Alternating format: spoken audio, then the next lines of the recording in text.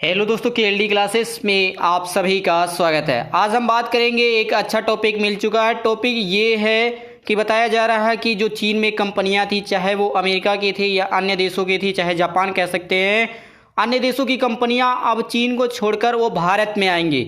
ये भारत के लिए अच्छी खबर मानी जा रही है, लेकिन क्या ये सच हो सकता है या बस ऐसे ही जो नेताओं के बोल आ रहे हैं, चाहे वो भारतीय प्रधानमंत्री जी ने कहा या इसके पहले और मंत्रियों ने अपनी बात अपने भाषण या स्पीच में इस तरह से कहा कि जो चीन में कंपनियां काम करती थी वो उस देश को छोड़कर अब भारत में आएंगी। किसके कारण से? कोविड-19 के संकट के कारण से।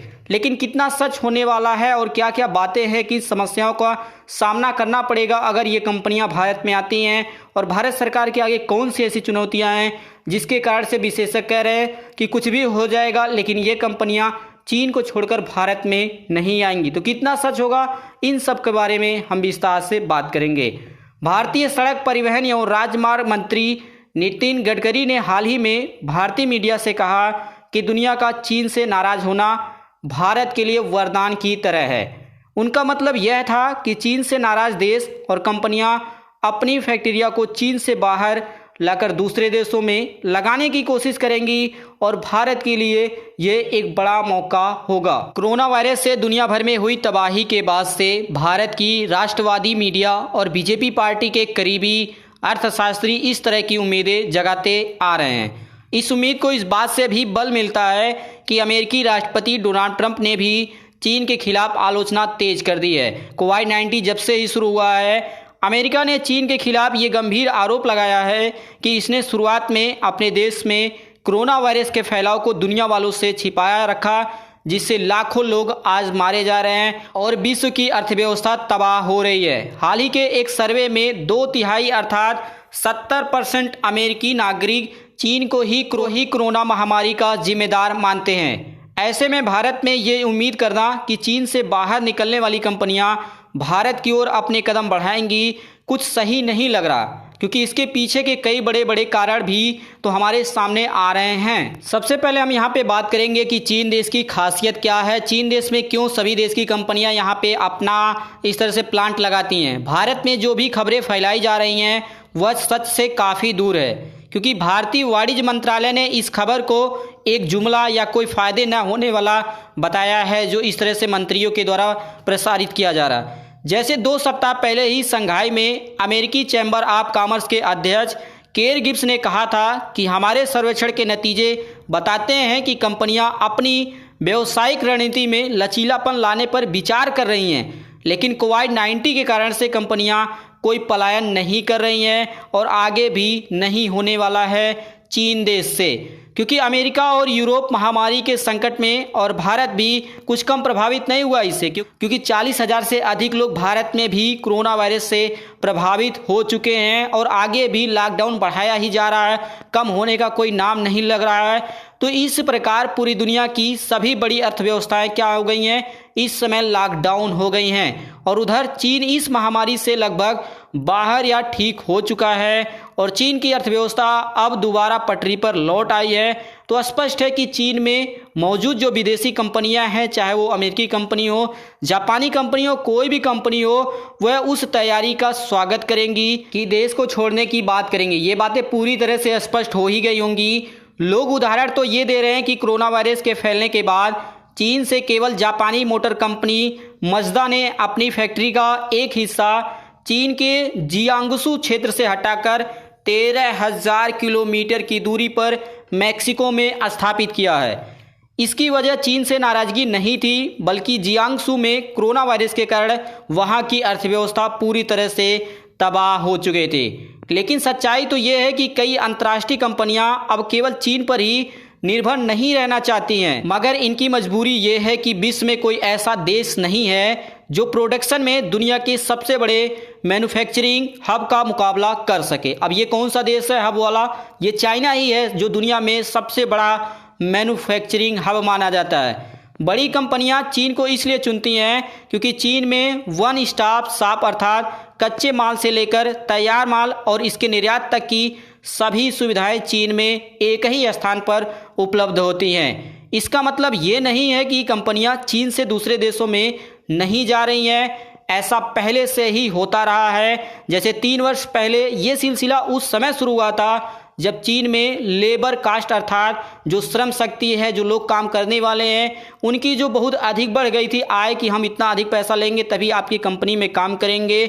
इसके कारण से कंपनियों को छोड़कर चीन देश से जाना पड़ा था। तो ये सिलसिला चलता रहा कि समय समय पे कंपनियां जाती, लेकिन ऐसा आप ये नहीं कह सकते हैं कि इस कोरोना वायरस के कारण से जो विदेशी कंपनियां चीन में काम कर रही हैं वो सभी कंपनियां छोड़कर अन्य देशों में, चाहे वो भारत हो, वियतनाम हो, ऐसे देशों में चली जाएंगी।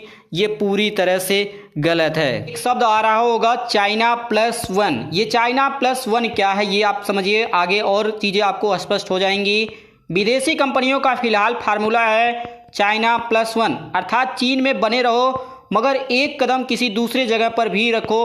अगर जैसे मान लीजिए कि एक कंपनी है, कोई एक कंपनी है, तो इसका यहाँ पे चाइना में भी प्लांट है, इसमें भारत में भी खोलने की बात कर ली गई। तो इसका मतलब क्या हो गया कि भारत में अगर लॉसेस होगा तो चाइना से लाभ कमा लेगी, चाइना में किसी कारण से लॉस हो गया तो भारत में कमा लेगी। तो ये सबसे जो बड़ी बड़ी जो कंपनियां होती हैं किसी भी देश की हों, सबसे बड़ा यही उनका फार्मूला होता है China+1, अर्थात चीन में भी बने रहो, उसके साथ साथ दूसरे जगह पर भी अपने प्लांट खोलते रहो। इसका फायदा वियतनाम को हो रहा है।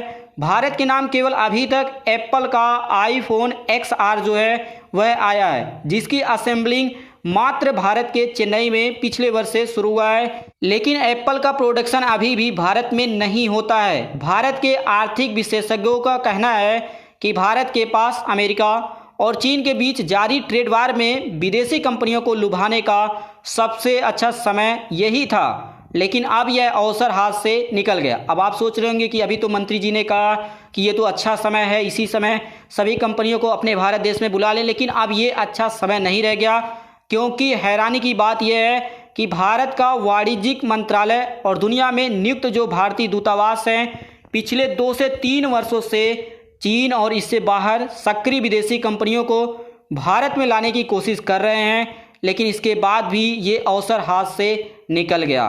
भारतीय वाणिज्य मंत्रालय की इन्वेस्ट जो इंडिया एक संस्था बनाई गई है, इसी के कारण से बनाई गई है कि लोगों को या अलग अलग जो बड़ी बड़ी कंपनियां हैं दूसरे देशों को, उन्हें अपने देश में बुलाया जाए। वाणिज्य मंत्रालय के अनुसार करीब 200 से अधिक कंपनियों ने भारत में कारखाने लगाने में दिलचस्पी दिखाई थी, लेकिन कोरोना वायरस फैलने के बाद अब आने वाले करीब 18 महीनों तक इसमें कोई भी गतिविधियां नहीं होने की संभावना हो रही है। तो 18 महीना तो कोई कम समय तो होता नहीं है, क्योंकि आप समझ पा रहे हैं कि अभी भारत को ही उभरने में समय लगेगा। यहाँ पे खुद ऐसी अर्थव्यवस्था गड़बड़ हो गई है, रेलवे आप देख रहे हैं कि कितनी दिनों से बंद है, सारी व्यवस्थाएं यहाँ पे बंद है, तो ये बड़ी बड़ी कंपनियां कैसे यहाँ पे आएंगी। कोरोना वायरस से चीन की बदनामी को एक अवसर के तौर पर देखा जा रहा भारत में, लेकिन मोदी सरकार को सब जानकारी है और अच्छी तरह से है कि फिलहाल कोई भी बड़ी कंपनियां चीन से भारत आने की कोशिश या क्षमता नहीं रखती। क्यों? क्योंकि इसके पीछे कुछ कारण है। अब इन कारणों के बारे में हम बात कर रहे हैं, जिससे आपको कई चीज़ें और यहाँ पे अब स्पष्ट होने जा रही होंगी। चीन के स्तर का बुनियादी ढांचा मजबूत करने का, वैल्यू चेन का निर्माण करने का और सिंगल विंडोज क्लियरेंस की व्यवस्था बनाने के लिए मोदी सरकार की पिछले 6 साल या इसके पहले कांग्रेस शासन के 10 वर्ष काफ़ी थे, लेकिन अभी तक इसमें से कुछ भी काम नहीं हुआ। चाहे वैल्यू चेन की बात कर लीजिए, सिंगल विंडोज क्लियरेंस की बात कर लीजिए, या जो बुनियादी ढांचा होता है उसको भी मजबूत नहीं किया गया है। विशेषज्ञ बताते हैं कि अगर ये सभी व्यवस्थाएं होती तो कोरोना वायरस और ट्रेड वार जैसे संकटों के समय और नॉर्मल कंडीशन में भी विदेशी कंपनियां भारत में प्रोडक्शन यूनिट जरूर लगाती। नरेंद्र मोदी ने प्रधानमंत्री बनने के बाद 15 अगस्त को लाल किले से अपने पहले भाषण में विदेशी कंपनियों से कहा था कम मेक इन इंडिया, लेकिन अब तक मेक इन इंडिया कितना सफल हुआ बताने की ज़रूरत नहीं है, क्योंकि नाम निशान तो अब उतना ही लिया जाता है, बस कागजी में है मेक इन इंडिया, लेकिन कोई भी वैल्यू नहीं रह गया है। सच तो ये है कि विदेशी कंपनियां आज भी भारत में आने से हिचकती हैं। भारत में जैसे स्किल्ड वर्क फोर्स की एक बड़ी संख्या, विशाल घरेलू बाजार, लोकतंत्र और सस्ती ज़मीनें हैं, लेकिन चीन की तुलना में भारत आज भी कई क्षेत्रों में बहुत ही पीछे है। अब कौन कौन से ऐसे क्षेत्र हैं, तो यहाँ पे हम 3 से 4 ऐसे सेक्टरों के बारे में बात करेंगे जिसकी तुलना में हम आज भी चाइना से बहुत ही पीछे हैं, और अगर इसका सुधार नहीं किया गया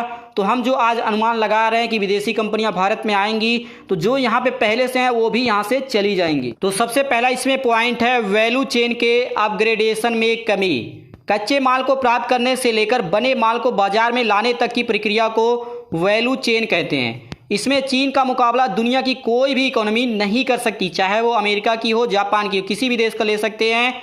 उदाहरण के रूप में अगर आप रेडीमेड कपड़े को ही ले लें, जिससे कच्चे माल की खरीदारी से लेकर तैयार माल की सप्लाई करने तक करीब 7 स्टेपों या 7 चरणों से गुजरना पड़ता है। जैसे एक एग्जाम्पल लिया गया है, लिवाइस कपड़ा आपने देखा होगा कि जॉन लिवाइस जैसे गवर्नमेंट ब्रांड के जो कपड़े को शोरूम तक लाने के लिए इन 7 चरणों से गुजरना पड़ता है। भारत, वियतनाम, बांग्लादेश के वैल्यू चेन के इन 7 चरणों में से मात्र 2 से 3 ही चरण भारत और बांग्लादेश और वियतनाम में पाए जाते हैं। लेकिन चीन में 7 चरण उपलब्ध हैं। अगर लिवाइस जैसी कंपनी है तो चीन में प्रोडक्शन आसान भी होगा और सस्ता भी होगा। दिल्ली के फार इंस्टीट्यूट ऑफ मैनेजमेंट में चीनी मामलों के विशेषज्ञ फैसल अहमद बताते हैं कि चीन से बड़े उत्पादकों और फैक्ट्रियों को हटाने के लिए दुनिया के दूसरे देशों में वह व्यवस्था नहीं है इस समय जो चीन ने कर रखा है। इनके अनुसार भारत को अपनी वैल्यू चेन को मजबूत करने और टेक्नोलॉजी के आधुनिकीकरण की ओर ध्यान देने की ज़रूरत है। इसके बाद दूसरा जो सेक्टर है जहां पे कमियां बताई गई हैं, दूसरा है श्रम, बिजली और भूमि सुधार। वर्तमान सरकार के करीबी माने जाने वाले आर्थिक मामलों के विशेषज्ञ ने सुझावों में विदेशी कंपनियों को आकर्षित करने के लिए श्रम, बिजली और भूमि सुधार करने के लिए कहा है। हमें बहुत ही तेज़ी के साथ जीएसटी परिषद की तरह ही एक भूमि परिषद, एक श्रम परिषद और एक ऊर्जा परिषद बनाने की ज़रूरत है। ये उन विदेशी कंपनियों के लिए रास्ता आसान करेगा जो कारखाना को स्थापित करना चाहते हैं या एक नया व्यवसाय शुरू करना चाहते हैं या फिर एक ग्रीन फील्ड प्रोजेक्ट लाना चाहते हैं भारत देश में। भारत में औद्योगिक बिजली टैरिफ दुनिया में सबसे अधिक टैरिफों में से एक माना जाता है। इसीलिए जो बड़ी बड़ी कंपनियां होती हैं वह भारत में अपने प्लांट स्थापित नहीं करती हैं। इसे कम करने के लिए केंद्र और राज्य सरकारों के बीच कोई समझौता भी नहीं है। अलग अलग राज्यों में बिजली के रेट, ज़मीन के रेट अलग अलग, जो श्रम शक्ति है उसका भी रेट अलग है। तो सबसे बड़ी समस्या यहाँ पे भारत के सामने आ रही है। तीसरी प्रॉब्लम बताई गई है, तीसरा भी बहुत ही इंपॉर्टेंट है, इसे आप भी महसूस करते होंगे। दूसरे देशों की तो बात यहाँ पे छोड़ ही दीजिए, आप सबसे पहले आप ही समझिए ये क्या होता है। सिंगल विंडोज सिस्टम कहते हैं या इसे हम क्लियरेंस भी कहते हैं। इसका मतलब ये हो गया कि आपको कहीं पे कोई ज़मीन या कोई काम कराना होता है तो आप अधिकारी डीएम एसपी से जो आप सिग्नेचर कराते हैं, पास कराते हैं, उसके लिए आपको क्या क्या देना पड़ता है। कभी कभी घूस देना पड़ता है, बदले में कोई काम करना पड़ता है। तो इसके लिए वही कहा गया, यही आपका होता है सिंगल विंडोज क्लियरेंस की समस्या। इसमें किसी को कोई शक नहीं होगा कि प्रधानमंत्री ने ईज ऑफ डूइंग बिजनेस पर काफ़ी जोर दिया और इसमें सुधार भी हुआ। लेकिन बाहर की कंपनियां अभी भी शिकायत करती हैं कि उन्हें योजनाओं की मंजूरी में कई सरकारी दफ्तरों के चक्कर लगाने पड़ते हैं कि इनसे करवाइए, इतना पैसा घूस दीजिए, ये लाइए, ये डॉक्यूमेंट लाइए, इस तरह से परेशान किया जाता है। लगभग मैं आपको बताना चाहता हूं कि जो आपका सिंगापुर देश है वहाँ पे ऐसी बताई गई थी व्यवस्थाएं जो सिंगल विंडोज़ की है। वहाँ पे मात्र 3 सालों के अंदर इतनी अच्छी व्यवस्था कर दी गई कि कोई भी आपको काम कराना होगा मात्र 3 से 4 महीने में हो जाएगा। लेकिन भारत में एक डॉक्यूमेंट को पास कराने के लिए लगभग 12 से 18 महीने लग जाते हैं। सरकार को दिए गए सुझाव में एक सुझाव यह भी है कि सिंगल विंडोज क्लियरेंस का निर्माण प्रधानमंत्री के दफ्तर में हो और विदेशी कंपनियों को पीएमओ के अलावा कहीं और जाने की ज़रूरत ना पड़े। इसी में एक और सुझाव आया है कि अगर चीन से मुकाबला करना है तो इन क्षेत्रों में काम बुलेट ट्रेन की रफ्तार से करना होगा। जैसे हम बुलेट ट्रेन की बात कर रहे हैं कि हो सकता है, तो अभी तो कोई कंफर्म नहीं है कि कब आएगा, लेकिन आप वही समझिए कि जिस तरह से बुलेट ट्रेन एक स्थान से दूसरे स्थान में बहुत तेज़ी से जाता है, तो ऐसे ही हमें इन सेक्टरों में सुधार करना होगा। विशेषज्ञ तो ये भी कह रहे हैं कि अगर प्रधानमंत्री को देश को $5 ट्रिलियन वाली इकोनॉमी बनानी है और कोरोना वायरस के बाद दुनिया में तेज़ी से बढ़ना है, तो वे कहते हैं कि अभी करो और तेज़ी से करो, अभी से काम शुरू कर दो और तेज़ी से शुरू करो। इसी क्रम में भारतीय केंद्रीय इलेक्ट्रॉनिक व आईटी मंत्री रविशंकर प्रसाद जी ने अभी कल परसों में ही एक बात बताया कि भारत अब इन 3 मंत्रों के साथ आगे बढ़ेगा। अब ये 3 मंत्र कौन से हैं? पहला है रीस्टार्ट, दूसरा रीस्टोर और तीसरा है रिसर्जेस, अर्थात शुरू करना, अपने पुराने स्थान पर आना और फिर उसे ऊंचाई तक ले जाना। ये मंत्र दिया गया है जो बिजनेसमैन, जो कंपनियां हैं। इसी मीटिंग में इन्होंने बताया कि 2025 तक भारत को दुनिया का सबसे बड़ा निर्यातक देश बनाएंगे।